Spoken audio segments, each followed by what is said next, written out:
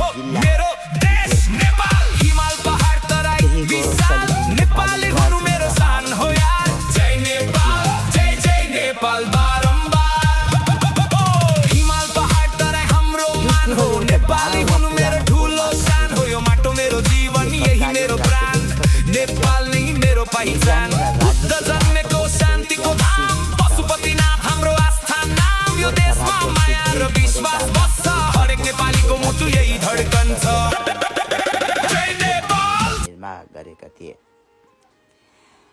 आज लिगलिकोटको शिखरमा उभिँदा देखिने हरिया पहाड फैलिएका बस्ती र प्राकृतिक अनुपम दृश्यले मन लोभ्याउँछ।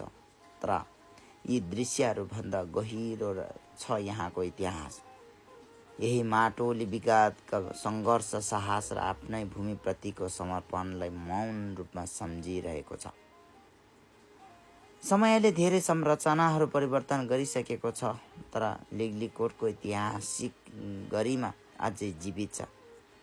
यहाँको प्रत्येक ढुङ्गा प्रत्येक पाइला र प्रत्येक हावाको झोकले हामीलाई आफ्ना पुर्खाहरूको त्याग र वीरताको कथा सुनाइराखेका छन्। लिगलिकोट केवल हेर्ने ठाउँ होइन यो महसुस गर्ने इतिहास हो। यो हाम्रो पहिचान हो हाम्रो गौरव हो र भावी पुस्ताले संरक्षण गर्नुपर्ने अमूल्य सम्पदा हो। आउनुहोस् इतिहासलाई सम्मान गरौँ सम्पदालाई जोगाउँ र गोर्खाको यस अमूल्य धरोहर लिगलिकोटलाई संसार सामु चिनाउँ है त। हुन्छ अहिलेसम्म हेरिदिनु भयो सम्पूर्णलाई मेरो धन्यवाद। अनि हाम्रो भिडियो कस्तो लाग्यो कमेन्ट पनि गरिदिनु होला अनि हामीलाई फलो गर्नु भएन फलो पनि गर्नु होला। Bye bye.